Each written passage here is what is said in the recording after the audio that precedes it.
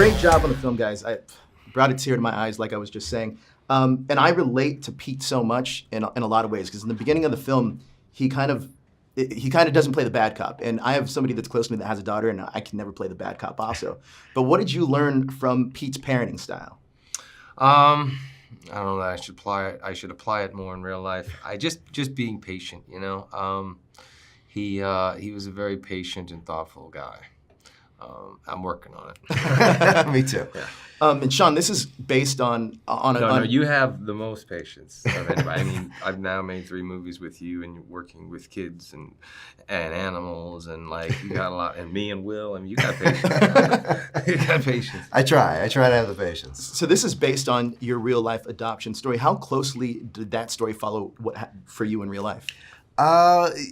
It's inspired by my own story, but also the stories of a lot of other families that I met along the way and families that we met during our research process.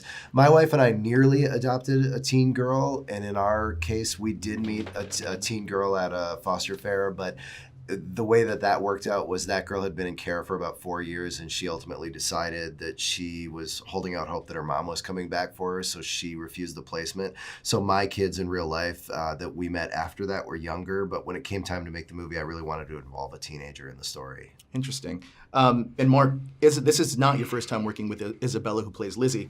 You worked with her in the Transformers franchise. How is it seeing her grow as an actress for the last couple of years and working with her again? Well, fantastic. I mean, we worked together on Transformers, and Sean was like, well, everybody talked about her for this part. Sean was like, well, they just kind of worked together, and you were kind of a father figure. Would that be weird? And I was like, no. And then she was looking at another she had just done Sicario too, and she was looking at another big kind of action-oriented thing. And I called her mom, and I was like, I really think, because I know her, that this is an awesome opportunity for her to really kind of show her range as an actress. Absolutely. We've seen what she's done in action before, but to see her doing comedy and just drama, and it's such an amazing part. I mean, every one of these parts that Sean and John wrote attracted the caliber of talent because of what was on the page. So yeah, she's amazing in this film. And I got to ask about the support group, the supporting cast. How many of these people did you actually meet, or are they kind of like mashups of people you've met along the way? They're mashups, but it's all very accurate that when you get into those classes,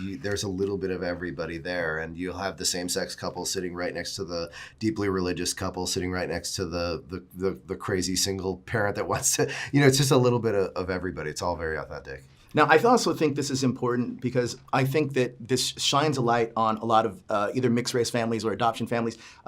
Why do you think that people should see this, and what should they take away from it? Well, what I would love for people to take away from it is to just see that kids that are in the system are not what you might think that they are, that these are just regular kids, and they need love, and they need support, and they need family. They need all the things that we all take for granted. Mark, I'm going to switch gears for a second because I know you're a big Pats fan, and you guys made it to the Super Bowl. What do you think the score is going to be? I know the Patriots will be winning this year. Tom will get his 6th and finally put all the chit-chat to rest. I think the Rams have a pretty high-powered offense as well, and they have a great defense. I think, 35-21. 35-21. That's still pretty close. I don't want it to be close. I want it to be 35-0 by halftime, like when we beat the Chargers. And then, they chip away and make a couple points, but I don't have a stress and heart attack. And I feel like, I'm losing years off my life over a football game. Right. Last question is, how has this opened your eyes to being like a foster parent at all?